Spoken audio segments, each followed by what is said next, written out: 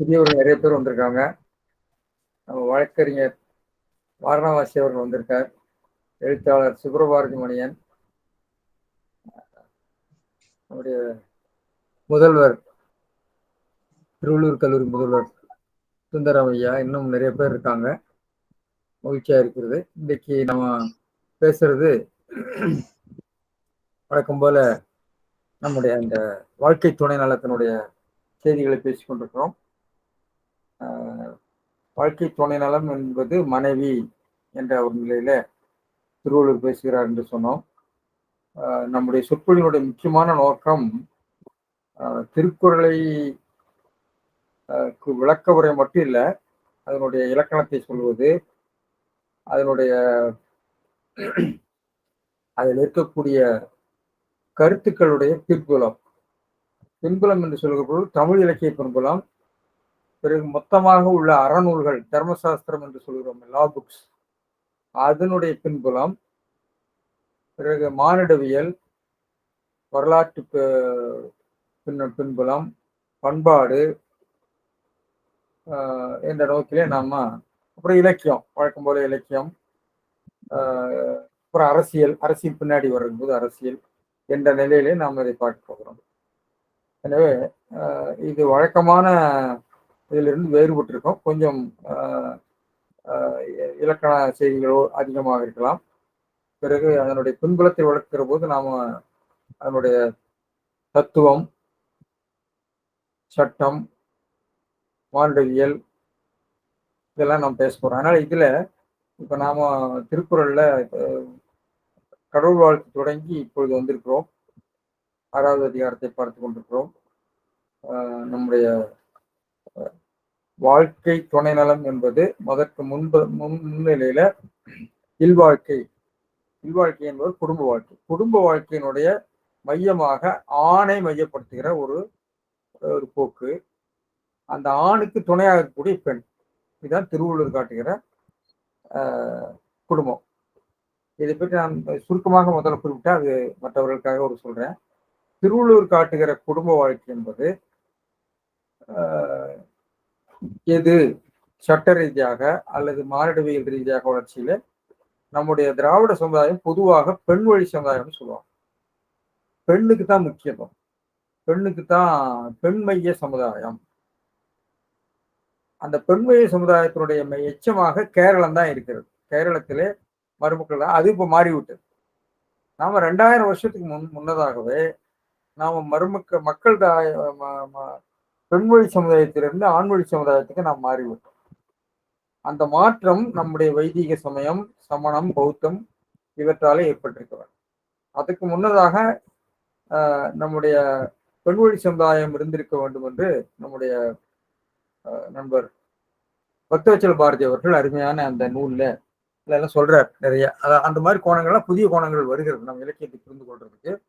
எப்படி சங்க காலத்துல நாம் பெண் வழியாக இருந்தோம், அப்புறம் வழிபாடுகள் இருக்கிறது, சமயம் இருக்கிறது. இன்றைக்கு கூட பேசிக் கொண்டிருக்கிற போது பூபனர் சொன்னார், நம்முடைய சிவ வழிபாட்டுல தேவி ஆகிய சக்தி ஆகிய பார்வதியை இணைக்கக்கூடியதுங்கிறது நம்முடைய தாய் தெய்வ வழிபாடு அதோடு இணைக்கிறது. தாய் தெய்வ வழிபாடு ஊர்ல எல்லாம் எல்லா ஊர்லயும் ஒரு தாய் தெய்வம் இருக்கும், எல்லை தெய்வம். அது பெண் தெய்வம் தான். நாம் பெண்ணைத்தான் வணங்கியவர்கள். பெண்ணுக்கு தான் முக்கியத்துவம், பெண்ணுக்கு தான் சொத்துரிமை, பெண் தான் எல்லாமாக இருந்திருக்கிறாள். ஆனால் அது மாறி நாம சங்க காலத்துக்கு முன்னதாகவே நாம் ஒரு அனைத்திந்திய நிலையில ஒரு ஆண்மொழி சமுதாய சட்டங்களை ஏற்றுக்கொண்டிருக்கிறோம். அந்த சமுதாய சட்டங்கள் மனுஸ்மிருதி போன்ற நூல்களில் இருக்கின்றன, பௌத்த நீதி நூல்கள் இருக்கின்றன, சமண நீதி நூல்கள் இருக்கின்றன. இது எல்லாமே பெண்ணுக்கு 2ஆம் இடத்தை தான் கொடுத்திருக்கின்றன. பெண்ணை ஒரு ஆணினுடைய துணையாகவும் அந்த உடன்கட்டை ஏறுதல், கைமை நோன்பு, கேட்ட உடனே மரணம் அடைதல் என்றெல்லாம் நம்ம பார்க்கிறோம். அதெல்லாமே நமக்கு உரியதா என்ற ஒரு கேள்வியை நம்ம எழுப்பி கொண்டிருக்கிறோம். அதுக்கெல்லாம் நான் போகல. தொல்காப்பியத்திலே வந்து விட்டது, சங்க இலக்கியத்தில் இருக்கிறது, திருக்குறள்ல தெய்வம் தொழால் என்று பேசுகிறார். நம்ம காவியங்கள் எல்லாம் அந்த செய்திகளை திரும்ப திரும்ப சொல்லிக் கொண்டிருக்கிறேன் என்று நாம் பேசுறோம். அதெல்லாம் விட்டுருவோம். இப்போ திருக்குறளுக்கு நான் வருகிறேன். உங்களோட நான் என்னுடைய ஸ்கிரீனை இப்போ அதாவது இன்றைக்கு நாம் பார்க்கக்கூடியது 57வது திருக்குறள், 57, 58 பார்த்து விடலாம் என்று நான் நினைக்கிறேன். வேகமாக சென்றால் பார்ப்போம். சிறை காக்கும் காப்பு எவன் செய்யும், மகளிர் நிறை காக்கும் காப்பே தலை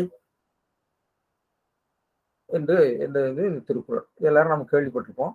சிறை காக்கும் காப்பு எவன் செய்யும், மகளிர் நிறை காக்கும் காப்பே தலை திருக்குறள். இது வாழ்க்கை துணை நலத்தினுடைய 57. நான் முன்பே சொல்லியிருக்கிறேன், இந்த திருக்குறள்ல மனைவியை பற்றி தான் பேசுகிறார். மனைவி கணவனுடைய ஒரு துணையாக நினைத்து தான் எல்லா திருக்குறளையும் பேசியிருக்கிறார். ஏதாவது ஒரு வகையில ஆணோடு தொடர்புடைத்து தான் பெண்ணினுடைய நிலை பேசப்படுகிறது. சரி என்பது மனதில் வைத்துக் கொள்ள வேண்டும். அது பின்புலம், கருத்து பின்புலம். அதுக்கு மனக்குறவர் என்ன சொல்றாரு பாருங்க. மகளிரை சிறை செய்து காக்கும் காவல் யாதனை செய்யும்,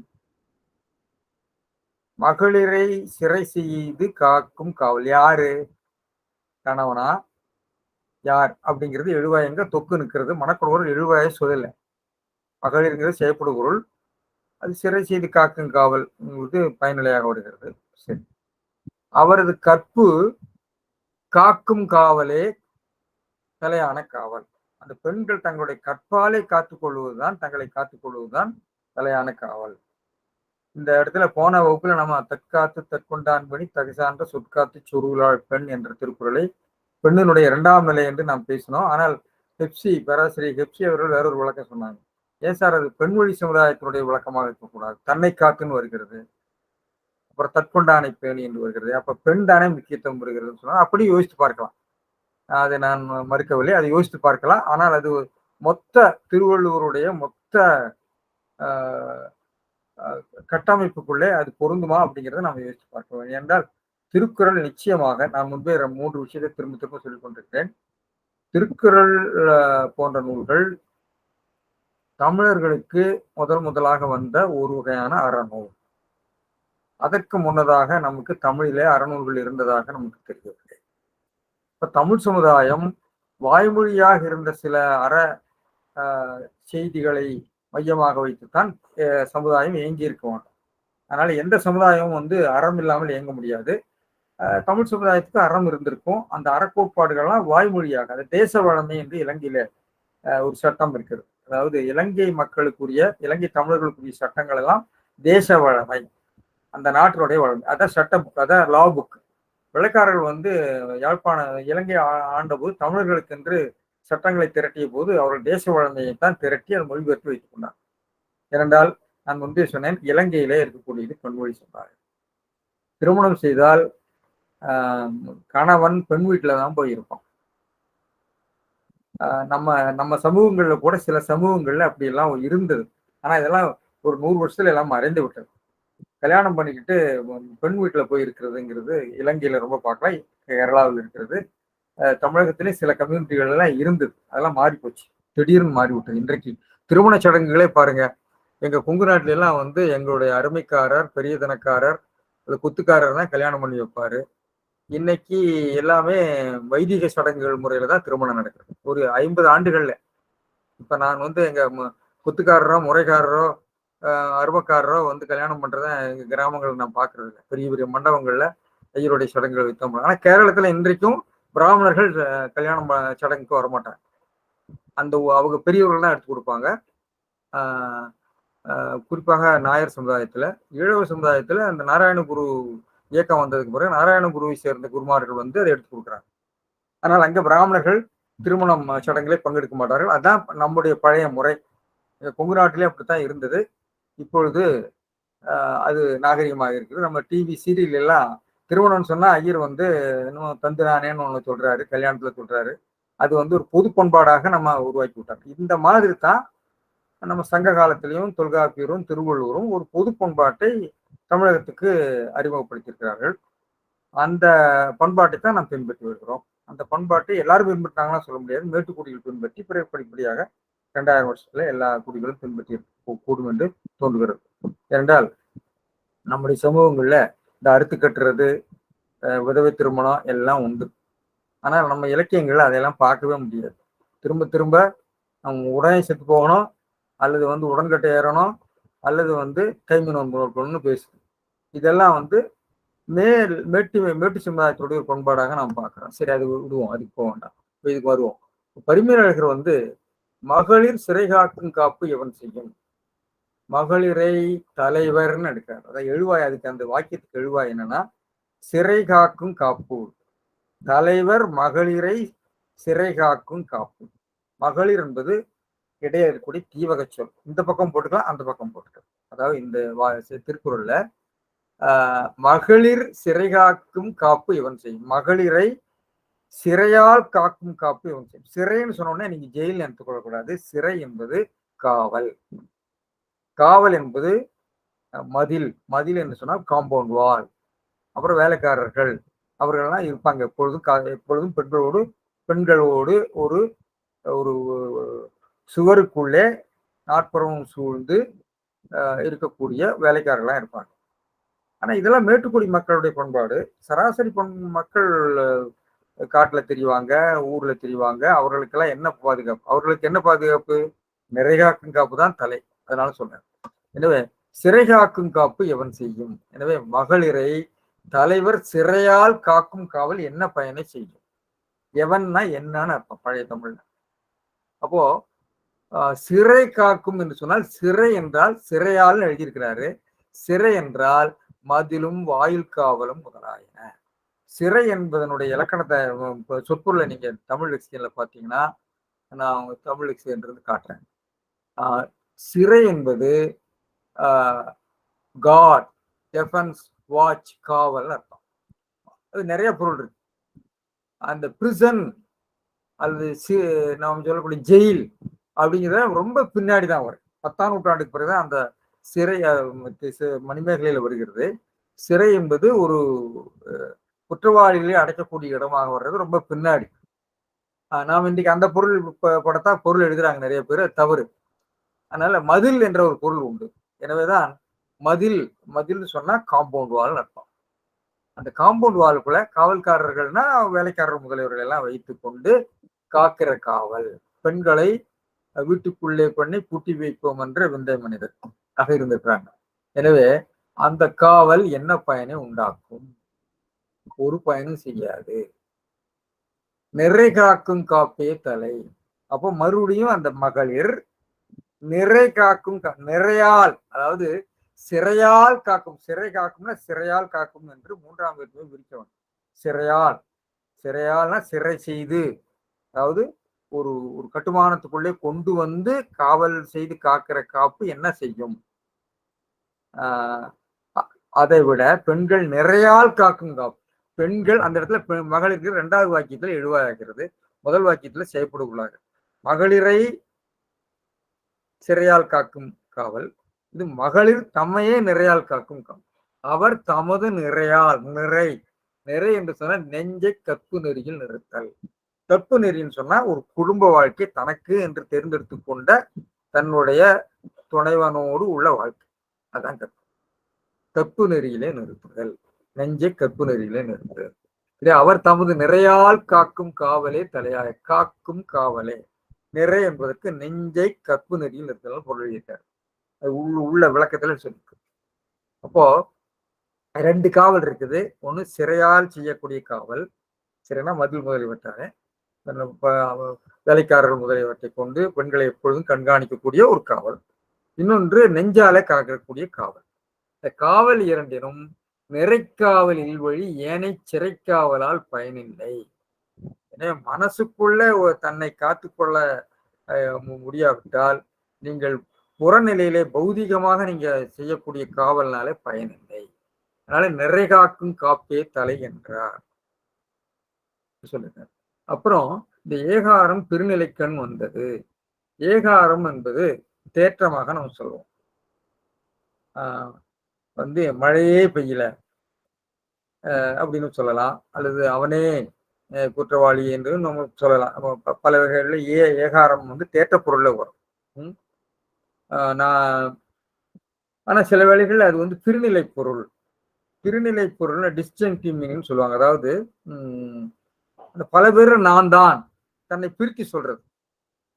ஐவருள் தர்மனே சிறந்தவன் சொன்னா தேற்ற பொருள் இல்லை. தர்மனாகிய அவன், தர்மன் என்று பிரித்து சொல்லப்படுகிற அவன் தான் சிறந்தவன்.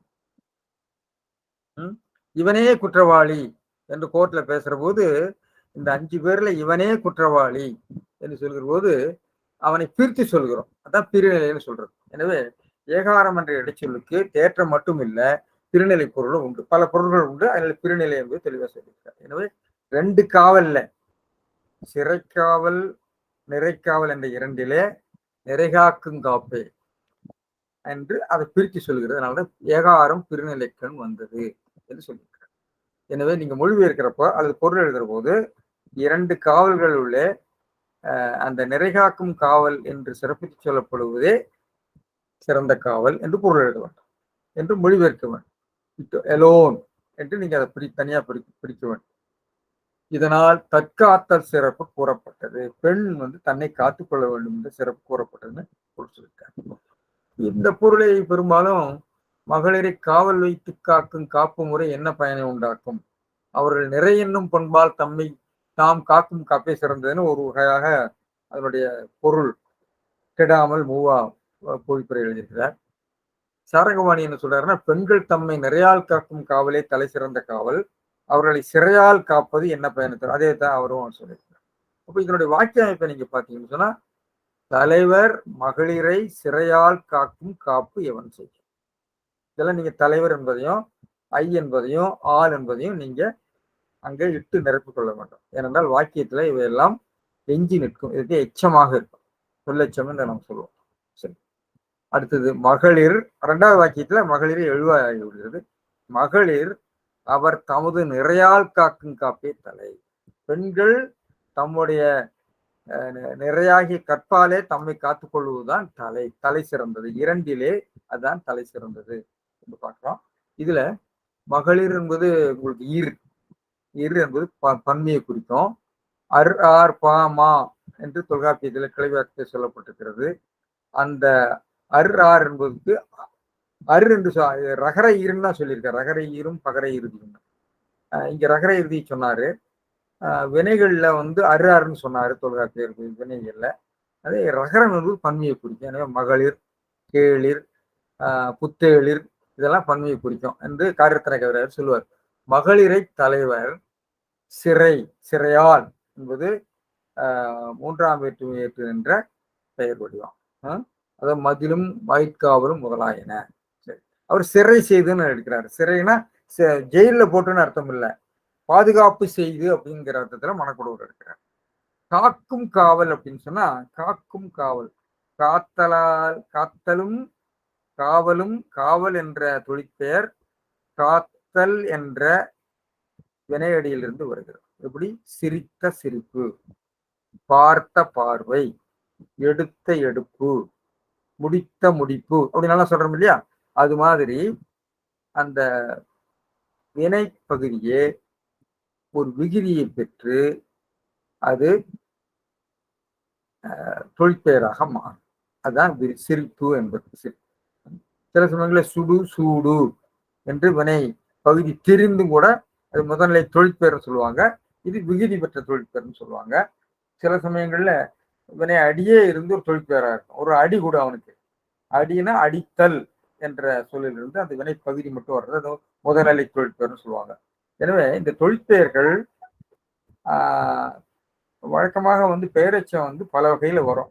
நாம் உண்ட சாத்தன்னு சொன்னா சாத்தன்கிறது எழுவாயாக இருக்கும். உண்ட சோறுன்னு சொன்னா சேப்படு பொருளாக இருக்கும்.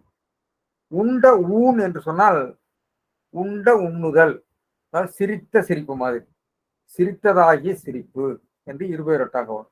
ஸோ அந்த விளக்கம் ரொம்ப நான் அதுக்கு போகல. அது எல்லாருக்கும் அது கொஞ்சம் சிரமம் ஏற்படுத்தலாம். எனவே பெயரச்சம் வினைப்பெயர் கொண்டதுன்னு எழுதுவார் காரியத்தனக்கு. அதுக்கு விளக்கம் சொல்றதுக்காக சொன்னோம். எனவே வினைப்பெயர் என்பது முதல்நிலை தொழிற்பெயருக்கு பேர் வினைப்பெயர்னு பெயர்.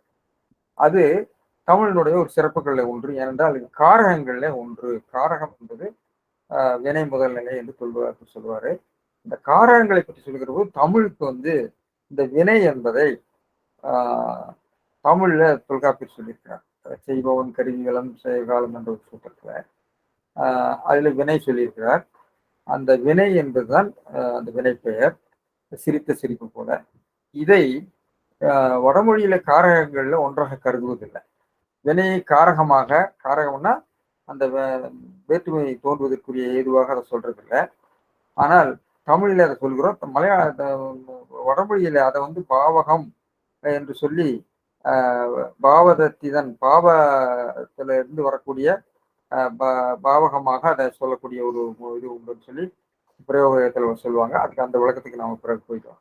எனவே சிரித்த காக்கும் காவல், காக்கும் காவல்ங்கிற மாதிரி நிறைய திருக்குறள் அது மாதிரி நிறைய இடங்கள்ல வரும். அது வந்து நம்ம இவர் சொல்லியிருப்பார். அதாவது ஒருமைக்கண் தான் கற்ற கல்வி, கல்வி என்பது கற்றல், கல் என்பது வருது, அதுல இருந்த கல்வி, கற்ற கல்வி, கற்றல் மாதிரி. கிளவினால் ஆகிய ஆக்கம், ஆகிய ஆக்கம், ஆகிய ஆக்கம், நடந்த நடை, விழுந்த வீழ்ச்சி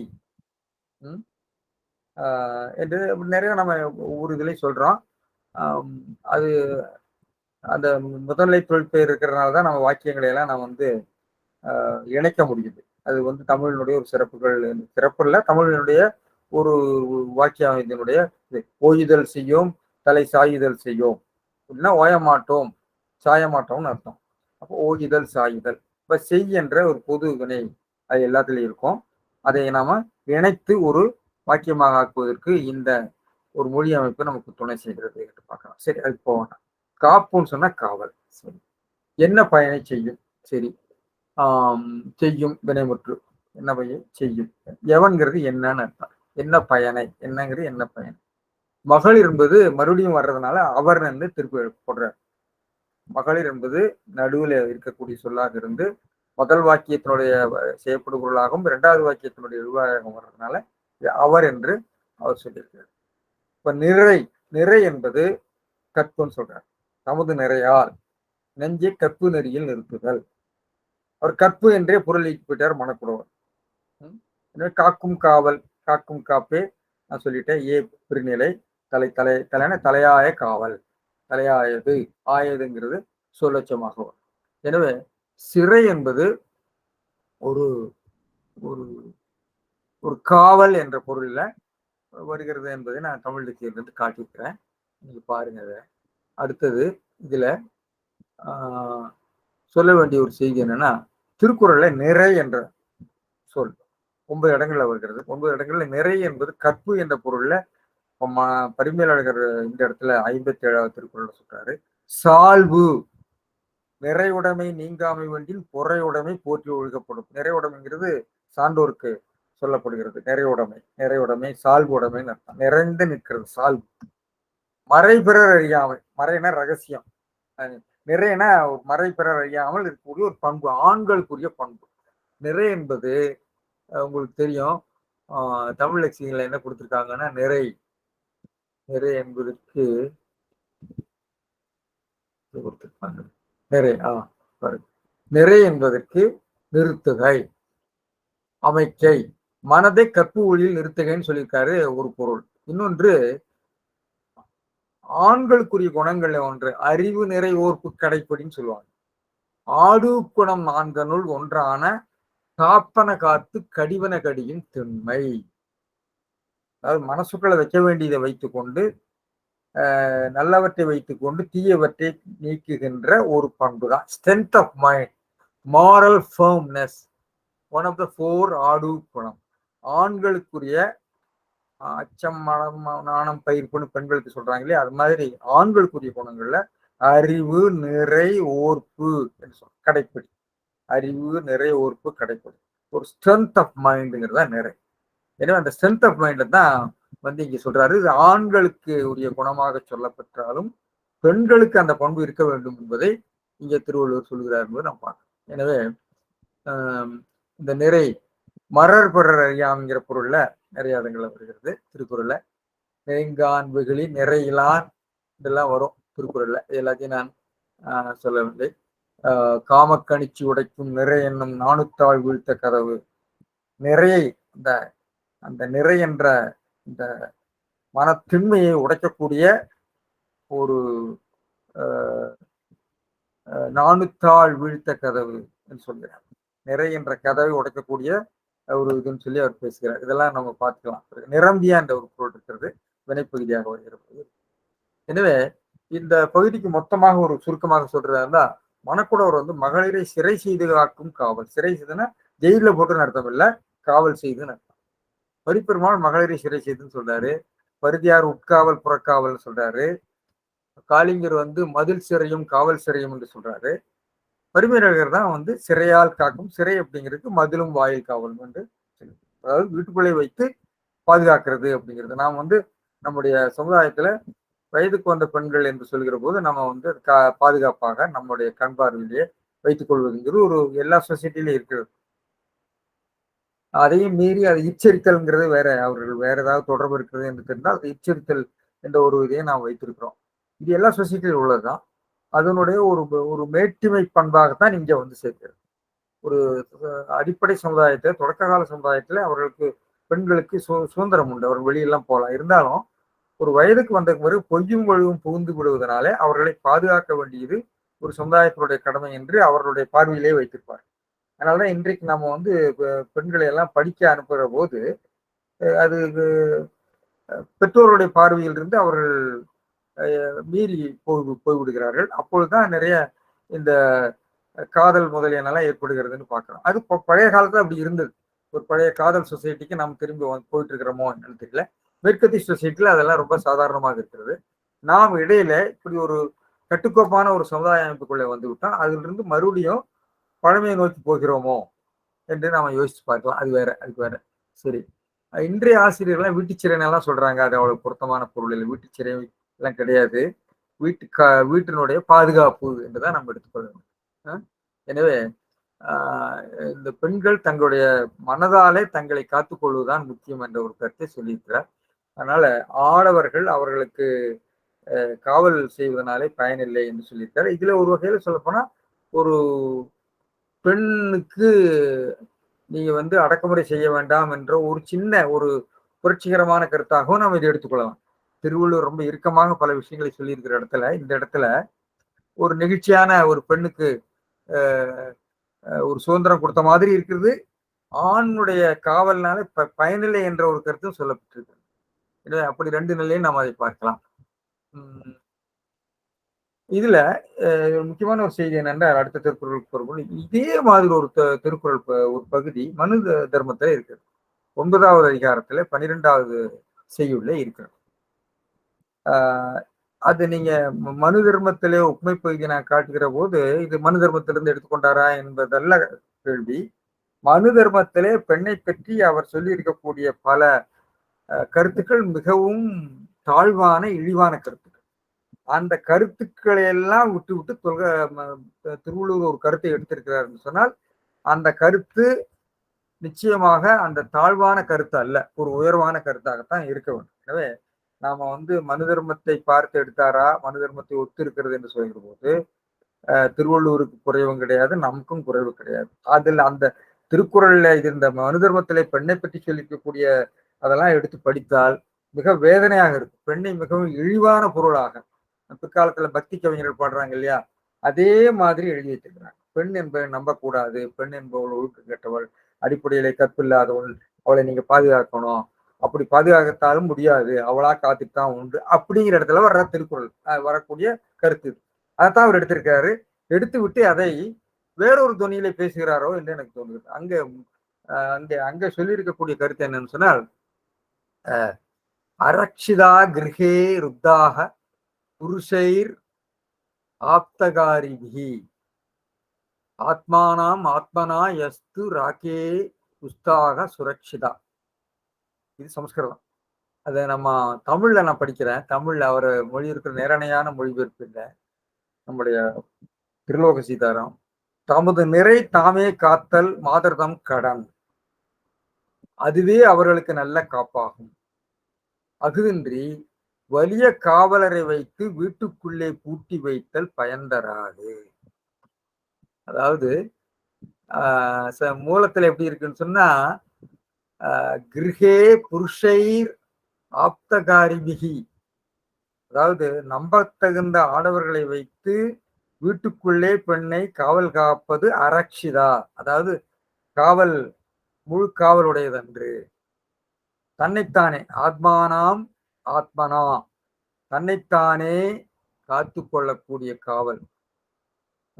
ரட்சையே உஸ்தாக சுரட்சிதம், அதுதான் சரியான சுரட்சிதம். சுரட்சம்னா நல்ல காவல், மற்றது காவல் அல்ல. இதுதான் நல்ல காவல் என்று இருக்கிறது, மனுஸ்மிருதியிலே இருக்கிறது. அப்ப இது ஒத்த இந்த கருத்து இருக்கிறது. அந்த கருத்து எந்த கருத்துகளுக்கு மத்தியிலே இருக்கிறது என்றால், பெண்ணை மிகவும் தாழ்வாக பேசி கொண்டு போகிற போது அவள் அடிப்படையிலேயே மனம் வேறுபடுகின்றவள், கற்பையை காத்துக்கொள்ள இயலாதவள் என்றெல்லாம் சொல்லிக் கொண்டு வருகிற இடத்துல வரக்கூடிய கருத்தை அவர் சொல்லியிருக்கிறார். எனவே இதை நம்முடைய நாகசாமி இதை எடுத்துக்காட்டி, பாத்தீங்களா, இது வந்து என் அப்ரிட்ஜ்மெண்ட் ஆஃப் சாஸ்திரா, திருக்குறள் மனுஸ்மிருதியினுடைய சுருக்கம்தான் என்று சொல்கிறார். இது இது வந்து நாம வந்து ஒரு கருத்தை சொல்கிற போது நிச்சயமாக மனுஸ்மிருதியில இருக்கிறது, இங்கே இருக்கிறது ஒத்த கருத்து. மனுஸ்மிருதியிலிருந்து எடுத்திருக்கிறது என்று அவர் சொல்றதுனால என்ன சொல்றாருன்னா, திருவள்ளுவர் மனுஸ்மிருதி கருத்தை எல்லாம் ஏற்றுக்கொண்டது போன்ற ஒரு தோற்றத்தை தருகிற மாதிரி அந்த கருத்து அமைகிறது. அது இல்லை.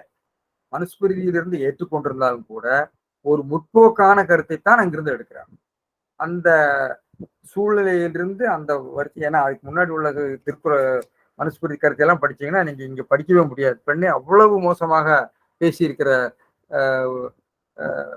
சுலோகங்களுக்கிடையே இந்த இது இருக்கிறது. அதை மிகவும் நாசூக்காக இதை அவர் சொல்லியிருக்கிறார் என்று நான் பார்க்கிறேன். எனவே இதுதான் என்னுடைய பின்னணி. இதுல எனவே நம்முடைய திருக்குறள் தர்மசாஸ்திரங்களுடைய சுருக்கம்தான் என்று நாகசாமி சொல்கிறது. ஒரு பாட்டில தண்ணி இருக்குது, அரை பாட்டிலாம் இருக்குன்னு ஒருத்தர் சொல்றாரு, இன்னொன்னு காலியா இருக்குன்னு சொல்ற மாதிரிதான் ஒரு பார்வை, பெர்ஸ்பெக்டிவ். நம்ம முன்னாடி நயக்கோட்பாட்டின்படி நாம் என்ன சொல்கிறோம் என்றால், அவர் அப்படியே அங்கிருந்து எடுத்திருந்தாலும் அங்க இருக்கக்கூடிய நல்ல கருத்துக்களைத்தானே எடுத்து கொடுத்திருக்கார். எல்லாருக்கும் பொருந்தக்கூடிய ஒரு முற்போக்கான நல்ல கருத்துக்களைத்தானே எடுத்திருக்கிறார் என்று நாம் பேசுகிறோம். எனவே இந்த ரெண்டு பார்வைக்கு இடையில வேறுபாட்டையும் நாம் புரிந்து கொள்ள வேண்டும். சரி, இது வந்து ஒரு விளக்கு அணி என்று பார்க்கலாம். தீபகம், இந்த மகளிர் என்ற சொல்லி இந்த பக்கம் அந்த பக்கம் போகுது. ஒரு உத்தர அணின்னு சொல்லுவாங்க. கேள்வி கேட்டு முடிச்சிருக்காரு, அதுக்கு பதில் நீங்க வந்து இதுதான் அப்படின்னு பதிலும் சொல்லியிருக்கிறார். எனவே கேள்வியும் பதிலுமாக இது அமைகிறது என்று பார்க்கிறோம்.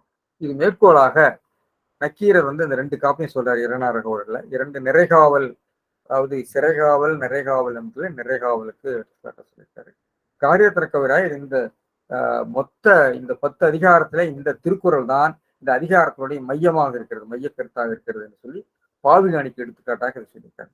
வாழ்க்கை துணை நலத்தினுடைய மைய திருக்குறள் இது என்று அவர் சொல்கிறார். எவன் என்பது அக்ரணை வினாவாக வந்ததுக்கு எடுத்துக்காட்டாக வீரமோகன் சொல்லியிருக்கிறாரு. அப்புறம் சிறை காவல் என்று சொன்னால் தடுத்து காத்தல் என்ற பொருள் சொல்ல வேண்டும் என்று நச்சினார்க்கினியர் ஒரு இடத்துல. இதுதான் இந்த திருக்குறளை பற்றியுள்ள செய்தி. அடுத்த திருக்குறளையும் நாம பார்த்து விடலாம்னு நினைக்கிறேன். என்னால் இதோடு தொடர்புடையது.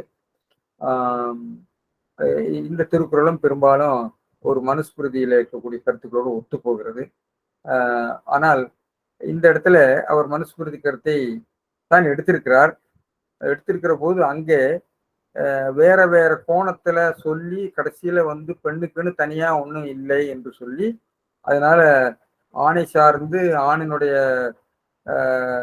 வழிபடுவதனாலே அவன் முத்தி அடைகிற போது இவளுக்கு முத்தி கிடைக்கும் என்பது போல சொல்லப்பட்டிருக்கிறது. இவர் அந்த கருத்தைத்தான் சொல்லுகிறார். ஆனால் இந்த இடத்துல எப்படி நாம் புரிந்து கொள்வது என்பதையும் நாம் யோசிக்க வேண்டியிருக்கு. சரி, பார்ப்போம். அது பெற்றார் பெறின், பெற்றானை பெறின் பெறுவர் பெண்டிர் பெருஞ்சிறப்பு புத்தேளிர் வாழும் உலகு 58. பெண்டிர் தான் எழுவாய். பெண்டிர் பெற்றான் பெறின் பெறுவர்.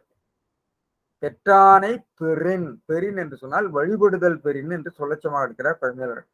அவனை வணங்க பெற்றால் பெறின் என்ற ஒரு துணைவினை போன்ற ஒரு வடிவத்தை, இரண்டாவது வினையை இன்னொரு வினையாக தெய்வமாக வணங்க பெற்றால், அல்லது அவனை வணங்க பெற்றால், அவனை வழிபடப்பெற்றால்னா அவன் வழியிலே நடந்தால், அவனுடைய சொற்படி நடக்க பெற்ற ஒரு தன்மையை பெற்றால் புத்தேளிர் வாழும் உலகின்கண் பெருஞ்சிறப்பு பெறுவர். புத்தேளிர் வாழும் உலகுங்கிறது மேல் உலகத்திலே பெண்கள் சிறப்பு பெறுவார்கள். இந்த கருத்துக்கள் எல்லாம் நம்முடைய மொத்த நம்முடைய என்ன சொல்றது அறக்கருத்து தர்மசாஸ்திரங்களிலும் அந்த தர்மசாஸ்திரங்கள் படித்து காட்டக்கூடிய ஒரு அண்டகோளம், அதாவது ஒரு நம்முடைய வாழ்க்கை என்பது இந்த உலகம் மட்டுமில்லை, இந்த உலகத்துக்கு மேல ஒரு உலகம் இருக்கிறது. அதுல நரகம் இருக்கிறது, சொர்க்கம் இருக்கிறது, பாதாளம் இருக்கிறது என்றெல்லாம் ஒரு ஒரு ஒரு வகைப்பாடு இருக்கிறது இல்லையா? இதெல்லாம் நம்ம வந்து காஸ்மாலஜின்னு சொல்லுவாங்க. அந்த காஸ்மாலஜிங்கிறது அண்டகோள இயல். அந்த அண்டகோள அமைப்பை, இது ஒரு அண்டகோள அமைப்பை பிரதிபலிக்கிறது. அந்த அண்டகோள அமைப்புல சமணர், பௌத்தர், வைதிகர் எல்லாருக்கும் ஒரு பொது பண்புகள் நிறைய. அப்போ இந்த நம்முடைய பொது கருத்து என்னன்னு சொன்னால், இந்த கணவன் வீரமரணம் அடைகிற போது அவனோடு உடன்கட்டை ஏறினால் அவன் மேலுலகத்துக்கு போகிற போது இவளும் கூடவே போவாள். அங்கே மேலுலக பெண்களாலே அவர்கள் வரவேற்கப்படுவார்கள் என்பது கருத்து. அதுதான் நீங்க வந்து சங்க இலக்கியத்துல அந்த வீரமரணத்தை பற்றி பேசுகிறோம். நம்முடைய சதிக்கற்கள், நடுகற்களிலே பார்த்தீங்கன்னா அந்த வீரன் இறந்ததுக்கு பிறகு மேலுலகம் செல்வான். மேலுலகம் செல்கிற போது அங்கே வான தேவ மகளிர் வந்து அவனை எதிர்கொண்டு அழைத்து செல்வார்கள் என்ற கருத்து நம்முடைய அண்டகோள நூல்களிலே சொல்லப்பட்டது. அந்த கருத்துல நமக்கு வந்து விட்டது. நமக்கு எப்படி வடநாட்டு வைதீக சமண பௌத்த சமயம் வந்ததோ, அறக்கருத்துகள் வந்ததோ, அதுபோல அண்டகோள கருத்துக்களும் வந்திருப்பாங்க. சங்க இலக்கியத்தையே இதை நாம் பார்க்கலாம். சங்க காலத்தில் சொல்லப்பட்டிருக்கிற அண்டகோளம் பார்த்தீங்கன்னா ஆநிலை உலகம் என்று வரும். ஆநிலை உலகம்ங்கிறது கோபுரம். கோ அப்படின்னா அந்த காமதேனு வசிக்கக்கூடிய அந்த உலகத்துக்கு பேரு ஆநிலை உலகம். சங்க இலக்கியத்திலேயே வருகிறது. ஆநிலை உலகம் அடைந்தனன் அவர்களின் சங்க இலக்கியத்திலே வந்து விடுகிறது. எனவே நாம் இது மாதிரி உள்ள தொன்மங்களையும் அந்த கருத்துக்களையும் அன்றைக்கே நம்ம ஆகிவிட்டோம். அந்த தொன்மங்களுடைய பிரதிபலிப்பு தான் இங்க நம்ம பார்க்கிறோம். இதுல பெற்றான் அப்படின்னு நம்ம போட்டோம்னா அது எழுவாகை வரும். பெற்றாட் நாம் முன்பே பார்த்தோம், முன்பு ஒரு திருக்குறளை பார்த்தோம். அப்பதான் வந்து கணவர் தொழுது, கணவனை தொழுது, கணவன் தொழுதுனா கணவன் வந்து தொழுகின்றவன் ஆக்கி விடுவான். கணவர் தொழுதுன்னா கணவனை தொழுதுங்க. அது மாதிரி பெற்றான் பெறின்னு சொன்னா பெற்றானை பெறின், பெற்றானை வழிபடுதல் பெறின், அல்லது கணவனாக பெறின். சிலர் கணவனாக பெறின், அதாவது தங்களுடைய கணவனையே கணவனாக பெறின், சிறந்த கணவனாக. ஏன்னா அவன் வேற எங்கேயும் போய் வேற பெண்களோடு சேராமல் என்ற கருத்துக்கள்லாம் சொல்லப்பட்டது. எனவே அந்த கணவனை முழுமையாக பெற்று தங்கள் வாழ்க்கையை அமைத்துக் கொண்டால் அந்த கணவனோடு உள்ள வாழ்க்கை அவர்களை உயர்ந்த உலகத்திலும் சிறப்பை பெறுவதற்கு துணை செய்யும் என்று ஒரு கருத்தை இங்கு சொல்லியிருக்கிறார். இது தர்மசாஸ்திரங்களில் இருக்கிறது. அதுதான் நம்ம பார்க்கிறோம். சரி பார்ப்போம். மணக்குடர் என்ன சொல்றாரு? பெண்டிரானவர் பெண்டிர் தம்மை மனைவியராக பெற்றவரையே, அதாவது கணவனையே தமக்கு தலைவராக பெறின். எனவே பெற்றானை பெறின், தலைவனாக பெறின், அதாவது தன் கணவனையே கணவனாக பெறின், முழுமையாக பெறின், தேவர் வாழும் பெரிய சிறப்பினுடைய உலகத்தை பெறுவர். அவர்கள் தேவர் உலகத்தை பெறுவர் என்று ஒரு கருத்து சொல்றாரு. தேவர் உலகத்திலே சிறப்பு பெறுவர் ஒரு கருத்து சொல்லப்பட்டிருக்கிறது. பரிமையாளர் என்ன சொல்றாரு? பெண்டிர் பெற்றான் பெறின், பெண்டிர் எழுவாய் தம்மை எய்திய கணவனை, பெற்றான்கிறது எய்திய கணவனை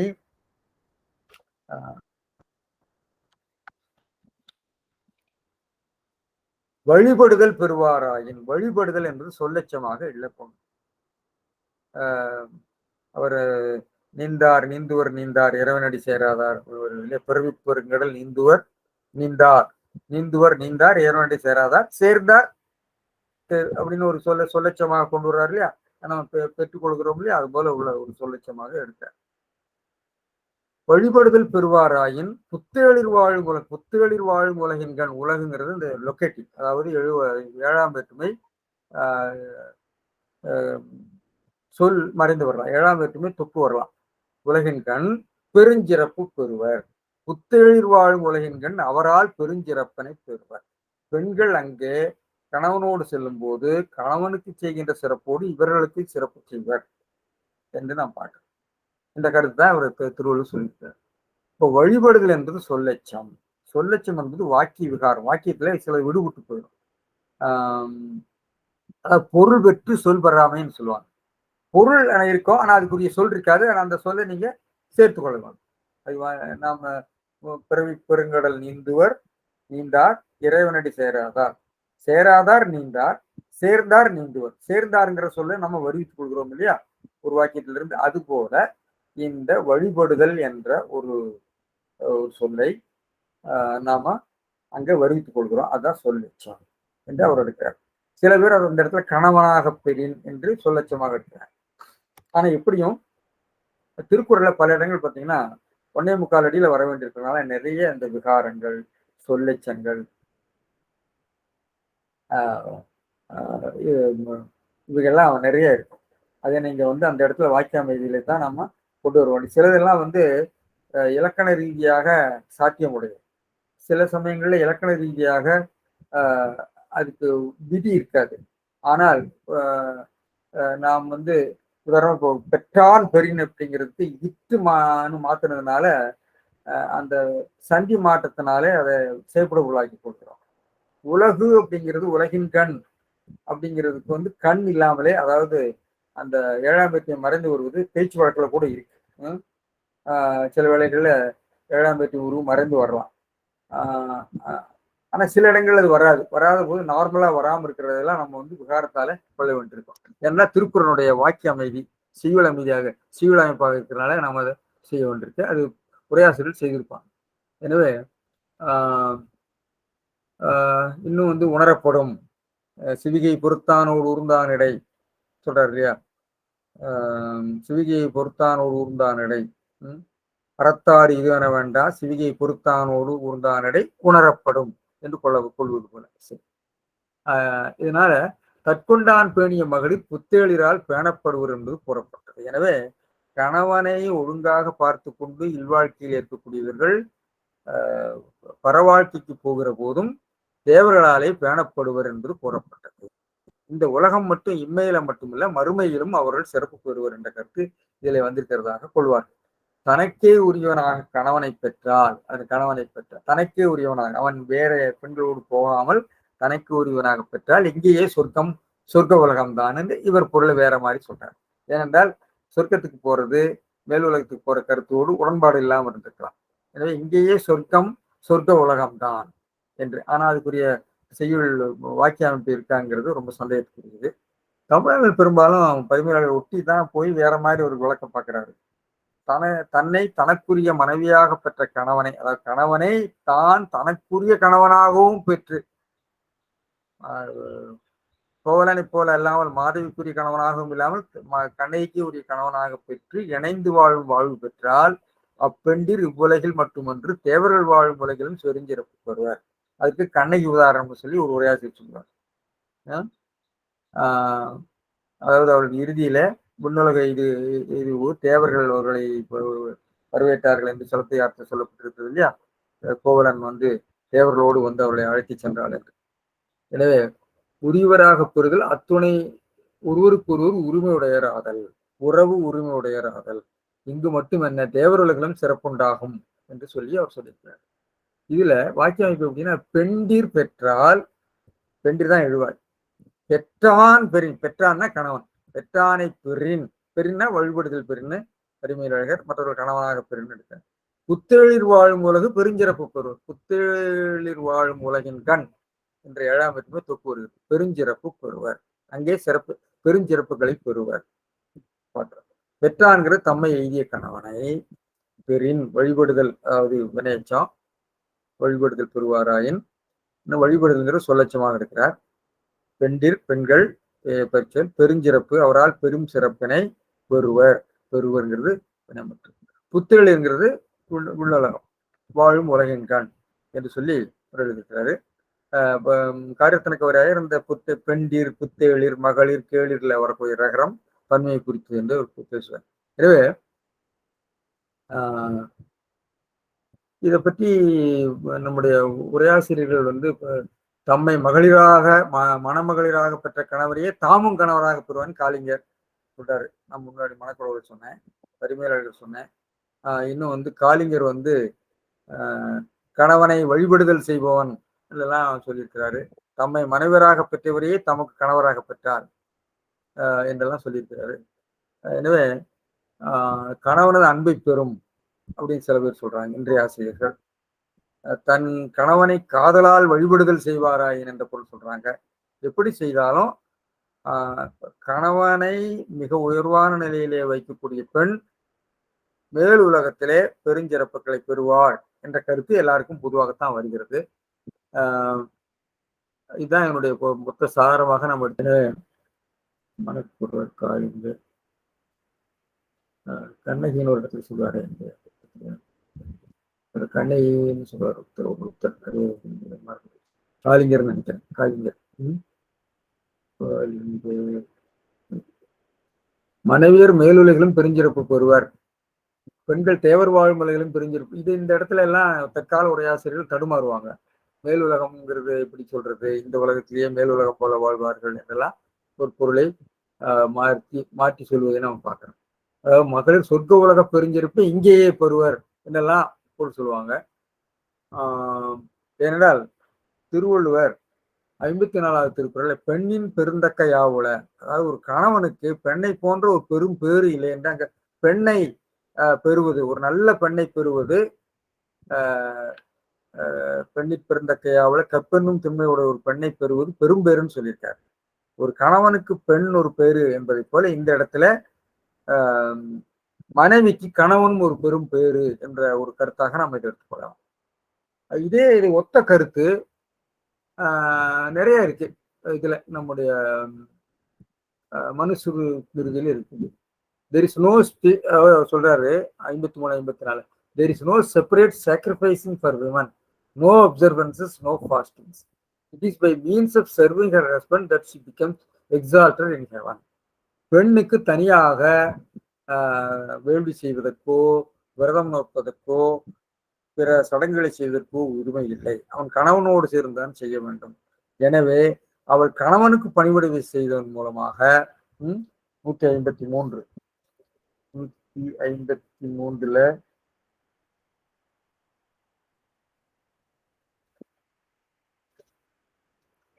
அன்றாட வேள்விகள் 5 உண்ணாமை நோன்பு முதலியனவும் மாதற்கு தனிப்பட்ட யாதும் இறது. கணவனை பேணுதலே அவருக்கு மறுமை இன்பிற்குரிய நல்லாறு. இது 153. இதுக்கெல்லாம் கமெண்ட்ரிஸ் எல்லாம் இருக்கு. அடுத்தது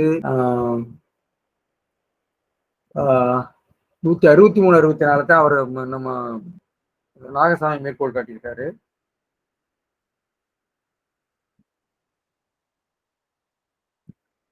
மனம் சொல் புலன் இவற்றை அடக்கி நெறி தவறாமல் இருப்பவள் கணவன் இருக்கும் லோகத்தை அடைவதுடன் கற்புரசி என்றும் கொண்டாடப்படுவாள். She who does not fail in her duty to her husband, having her thought, speech and body well controlled, reaches her husband's regions and is called good by all gentlemen. சொல்லி நம்ம பார்க்கிறோம். அதில் சொல்லியிருக்காரு. அடுத்தது 2வது இதுல by such contact the woman having her thought, word and body well controlled obtains excellent fame in this world and also her husband's region in the other world. இப்படி மனம் மொழி மெய்களால் கற்பரிசையாக தூய்மையுடன் வாழ்பவள் இம்மையில் புகழும் மறுமையில் பதிலோகமும் பெறுவாள் என்று சொல்லப்பட்டிருக்கிறது. இந்த கருத்துக்களுடைய பிரதிபலிப்பு போல இது இருக்கிறது, அதை ஒத்து காணப்படுகிறது. எனவே இந்த கருத்துக்கள் ஒத்த கருத்துக்களாக நாம் இருக்கின்றன. இதை ஒத்து பார்க்கிற போது இன்னும் இந்த கருத்துக்களை ஒத்து நாம் பார்க்கிற போது அந்த கருத்துக்களை அவர் அப்படியே எடுத்துக்கொள்ளவில்லை. அதில் இருக்கக்கூடிய ஒரு ஒரு பொது பண்புகளை மட்டும் பிரதிபலிக்கக்கூடிய முறையில பெண் என்றால் நிச்சயமாக கணவனுடைய துணைவிதான், அவளுக்கு 2ஆம் இடம்தான் என்பதிலே திருக்குறள் தெளிவாக இருக்கிறது. அதில் சந்தேகமே கிடையாது. திருக்குறளிலே பெண்ணை பற்றிய சித்திரம் உயர்வானதாக சொல்ல முடியாது.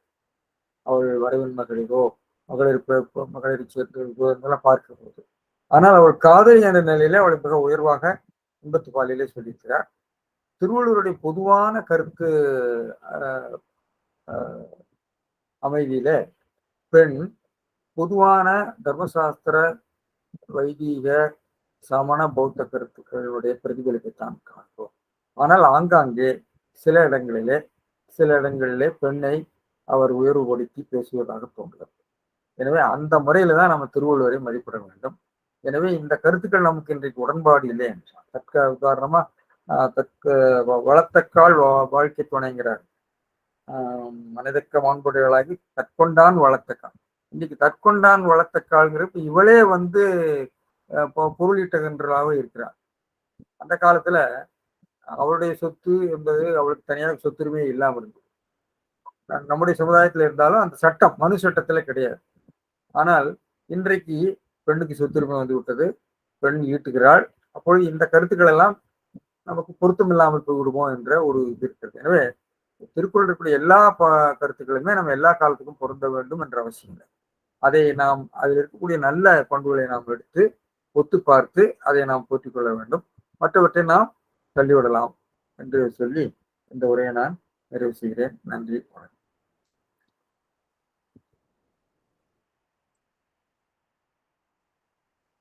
சார் சொல்லுமா. காக்கும் காவல் அப்படின்னு சொன்னீங்க இல்ல சார், அதோட இலக்கண குறிப்பா வரும்போது பெயரெச்சம் இல்ல, பெயரெச்சம் காக்கும் காவல் காக்கும்ங்கிற பெயரெச்சம் காவல் என்ற பெயரை கொண்டு முடியும், வினை பெயர் கொண்டு முடியும். அது கூட இணைச்சு வேற ஒண்ணு சொன்னீங்களே சார். காக்கும் காவல் 2 இடத்துலயும் காக்கும் காவல் வருது இல்ல, அதான் வினயம்மா. வினயன் வருது இல்ல, செய்பவன் கருவி நிலம் செயல் காலம் செய்பொருளாரும் செய்பவன் கருவி நிலம் செயல் காலம் அப்படின்னு வருது இல்ல, செய்பவன் கருவி நிலம் செயல் காலம். அதுல வினையே செய்வது செய்யப்படும் பொருளே வினை வருது இல்லையா, வினையை கொண்டு முடிகிற பெயர். அதாவது சொல்றது உண்ட சாத்தன், உண்ட சோறு, உண்ட இடம், உண்ட காலம், அதெல்லாம் வருது இல்லையா. உண்ட உண்ட ஒண்ணு உங்கை. காத்தல்ங்கிற தொழில செய்யறதுனால அது வினை கொண்டு முடியும். ஆமா, சரி சரிங்க. காக்கும் காத்தல் காப்பு. படித்த படிப்பார், படித்த படிப்பு.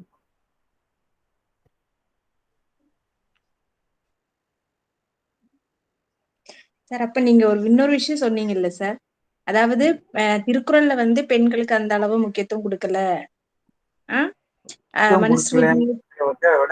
சில இடங்கள்லதான் வந்து ஒரு தர்மசாஸ்திர சித்திரமாகத்தான் எனக்கு படுது.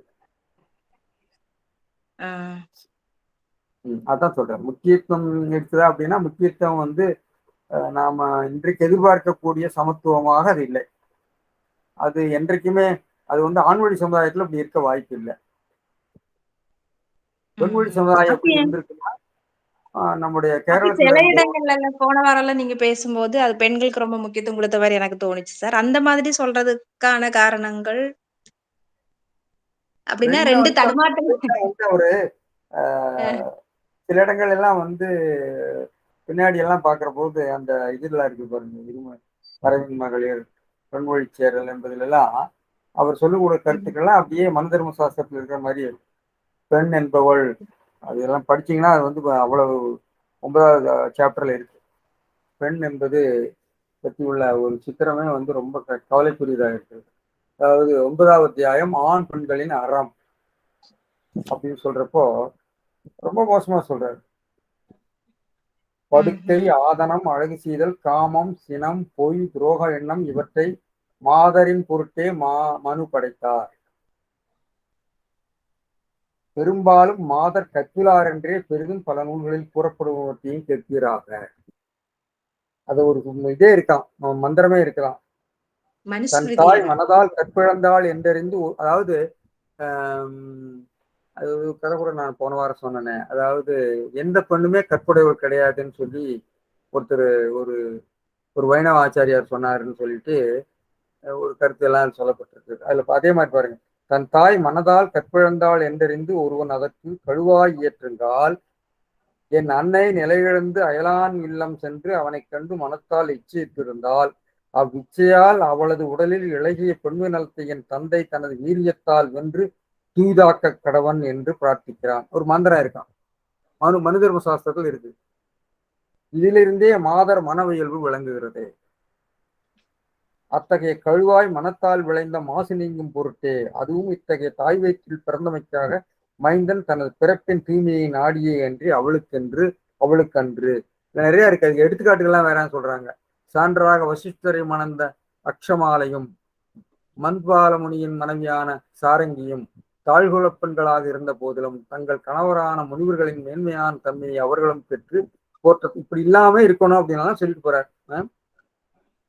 இதுல மனதால் வருது இல்ல சார், பைபிள்ல கூட ஒரு இது வருது சார். அதாவது ஒரு பெண்ணை இச்சையோடு பார்க்கிறவன் அவள்கிட்ட மனதளவுல விபச்சாரம் செய்தாயிற்று அப்படின்னு சொல்லிட்டு வரும். எல்லா நூல் எல்லா சொல்லுங்க. மனதளவுல கூட தவறு செய்யக்கூடாது அப்படிங்கறத தானே சார் இதுல சொல்றேன். ஆமா, அதான் நான் சொல்றேன். எல்லா பழையகால அறநூல்களிலும் இது மாதிரி கருத்து இந்த சித்திரை இருக்கிறது. பக்தி கவிஞர்கள்லாம் வந்து என்ன சொல்றது, நிறைய கவிஞர்கள் வந்து பெண்ணைத்தான் குறை சொல்றாங்க. ஏன் சொல்றாங்கன்னே தெரியல. இவர்கள் தான் கல்லை போய் இடிச்சுட்டு கல் இடிச்சுன்னு சொல்றேன் இல்லையா, அது மாதிரி பக்தி கவிஞர்கள் எல்லாம் பாக்குற போது ஐயோ பாவம்னு இருக்கு. நம்முடைய மாணிக்க வாசகர்கள் இருந்து அப்பர்கள் இருந்து தொடங்கி ஐயோ பாவம், இந்த ஆளுகள்லாம் ஏன் இப்படித்தான் தப்பா சொல்றாங்கன்னு நமக்கு தோணுது. நீ வந்து மனசை அடக்க முடியாம போய் நீ அந்த பெண்ணுதான் என் பெண்ணால கெட்டேன்னு சொல்றது ரொம்ப அபத்தமா இருக்கு. சரிங்க சார். சொல்லுங்க கிடியன் சார். சட்ட வல்லுநர் நீங்க ஏதாவது சொல்லுங்க. ஸ்ட்ரென்த் அண்ட் மைண்ட்னு ஒன்னு சொன்னீங்க. ஆமா சொல்லுங்க. அந்த பெண்களுக்கு மட்டும்தான் அது உறுதியா இருக்கு. ஆமா ஆமா. அந்த பெண்கள் வந்து எதுலயும் ஒரு நிலைப்பாடு எடுத்துட்டா அவ பின்வாங்கவே மாட்டாங்க. ஆமா. அப்படி இருக்கும்போது பெண்ணை வந்து நீங்க குறையா சொல்றது சிறப்பா தெரியும். பெற்றார் பெரினதுங்கிற சொல்லும் போது அந்த இடத்துல எப்பவுமே பெண்மைதான் சிறப்புங்கிற ஒரு பேரும் இருக்குது. நீங்க பெண்ணை குறைய அத்தனை பேர் எழுதியிருக்காங்கன்னா பெண்ணை மையப்படுத்தி எழுதுனதுனாலதான் எல்லாமே வந்து முன்னிலைப்படுத்தப்படுது. எவ்வளவு கஷ்டப்பட்டு இருக்காங்க, பொருளாதார ரீதியிலும் மன ரீதியிலும் பாதிக்கப்பட்டிருக்க பெண் தான். அந்த பெண்ணுக்கு சிறப்பு கொடுக்கணுங்கிறத வள்ளுவர் ஒவ்வொரு இடத்துலயும் சொல்லி வர்றாரு நான் நினைக்கிறேன். சிற்றறிவு கேட்டிய வகையில். சரிதான். சரி, உங்களுடைய சட்ட விளக்கம் மாதிரி இருக்கு, சொல்லுங்க நீங்க. இல்லைங்க, சட்ட விளக்கம் மாதிரி இல்லைங்க. பெண்கள் வந்து எதுலையுமே முன்னிலைப்படுத்தணும். பெண்கள் தான். இப்ப நீங்க எல்லா திரைப்படங்களையும் பாருங்க, பெண் இருக்கிற மையப்படுத்துற படம் தான் முன்னிலைப்படுத்தப்பட்டு வெற்றிகரமா ஓடி இருக்குது. ஆமா, அதாவது உங்க கருத்து வந்து வழக்கமா சொல்லக்கூடிய வந்து பெண் வந்து மனம் ஊசலாடக்கூடியவள்னு சொல்ற கருத்துக்கு மாற்றாக இருக்கிறது நீங்க சொல்றது. சரியான கருத்து. இன்னொன்னு சொன்னீங்க அன்னம் மாதிரி பாலை மட்டும் எடுத்துக்கங்க, தண்ணியை விட்டுருங்க அப்படின்னு சொல்லி நல்ல கருத்துக்களை மட்டும் எடுத்துக்கங்க அப்படின்னு சொல்லியிருந்தீங்க. அது சிறப்புக்குரிய செயல்தான். யாரா இருந்தாலும் அந்த பெண் என்பவள் வந்து முடிவு எடுத்துட்டா அந்த முடிவிலிருந்து மாற மாட்டாங்க. அந்த மட்டும் நான் உறுதியா எனக்கு என் சிற்றறிவு கட்டிய வகையில் உங்கள்கிட்ட பகிர்ந்துக்கிறேன். ரொம்ப மகிழ்ச்சி. நீங்க சொல்ற உங்க கருத்தை ஏற்றுக்கொள்கிறோம். பெண்கள் ஒரு முடிவு எடுக்க மாட்டாங்க, எடுத்துட்டா அது ஸ்டாண்ட்ல இருப்பாங்க. ஆமா. ஆனா நீங்க நீங்க ஐயா சொல்லலாம். இல்ல நிறைய நீங்க சொல்ற கருத்தை நான் ஏற்றுக்கொள்றேன், அவ்வளவுதான். நீங்க சொல்ற கருத்து. நன்றி, ரொம்ப நல்ல. இல்லைங்க, எனக்கு தெரிஞ்சது உங்களுக்கு பகிர்ந்துக்கணும்னு ஆசைப்பட்டேன். உங்களை பாக்குற வாய்ப்பும் எங்களுக்கு கிடைச்சது, உங்க கருத்துக்களை கேட்கறதுக்கு ஒரு வாய்ப்பு கிடைச்சது. மிகவும் நன்றி. நீங்க வந்தது ரொம்ப மகிழ்ச்சி. வணக்கம். இல்ல, உங்க கருத்து கேட்கணுங்களுக்கு தான் நீங்க ஜாயின் பண்ணேன். நீங்க பெரிய வேலைகள் இருப்பீங்க, வேலைகளுக்கு இடையில வந்தீங்க. இல்லைங்க, வேலைகள் இல்ல, நல்ல கருத்துக்கள். ஒவ்வொரு வார்த்தையை இன்டர்பிரட் பண்ணீங்க. அந்த இன்டர்பிரட் பண்றது வார்த்தைகள் வந்து இந்த பெயரச்சம், வினைத்தொகை இதெல்லாம் சொன்னீங்க. அதெல்லாம் எழுவாய் இதெல்லாம் ரொம்ப நான் ரெஃபரன்ஸ் பண்ணிட்டேன் என்னுடைய இதை படிச்சத. அது ஒரு வாய்ப்பு கிடைச்சதுக்கு கடமைப்பட்டிருக்கிறேன். தமிழ் மீண்டும் ஒரு கற்பிக்கிற பழைய மாணவன் நிலவுக்கு போயிட்டேன். ரொம்ப சந்தோஷம். நன்றி. வேற क्वेश्चंस கேட்கலாம். கிடியன் ஏதோ கேட்க மாதிரி வந்தாரு. ஐயா ஒண்ணு இல்லைங்கய்யா. ஐயா வணக்கம், கேக்குதாங்கய்யா? கேக்குது. அது அந்த புறநிலையா நம்ம பார்த்தோம்னு சொன்னா பெண்களுக்கு அந்த காலகட்டத்தினுடைய தேவையா அப்படின்னு ஒரு இது என்ன மனதுல வந்துச்சு. அதனாலதான் அந்த மாதிரி இது பண்ண. ஏன்னா சங்க காலத்துல வந்து இன்னும் கூட சுதந்திரமா இருந்தது மாதிரியான ஒரு உணர்வு இருக்கு சங்க கவிதைகளை வாசிக்கும் போது. அதுக்கு பிறகு உள்ள காலம் மாறும்போது அந்த காலத்திற்கு ஏற்றதான ஒரு தேவை இருக்கின்றதோ. மனு தர்மம் சங்க காலத்துக்கு பிற்காலத்துல வந்து கிபி 1ஆம் நூற்றாண்டு கிமு 1ஆம் நூற்றாண்டு அந்த அளவுலதான் ஏற்றப்பட்டிருக்குதுங்கிறாங்க. அந்த காலகட்டத்தினுடைய தேவையை கருதி அந்த மாதிரி பண்ணாங்களா அப்படின்னு கேக்குறேன். காலகட்டத்துக்கு ஏற்ப இருக்கும். ஆனா சங்க காலத்து பெண் வந்து காலத்தினுடைய தேவை. நீங்க சங்க காலத்துக்கு சுதந்திரமானவள்னு சொல்றீங்க, அது கொஞ்சம் மறுபடியும் திரும்பி கேட்டீங்க. சங்க காலத்து பெண் சுதந்திரமானவளா அப்படிங்கிற ஒரு கேள்வி நீங்க கேட்டிருக்கீங்க. அந்த கேள்வியை நீங்களே மறுபடியும் ஆராய்ச்சி பண்ணி பாருங்க. சரிங்க, சரி.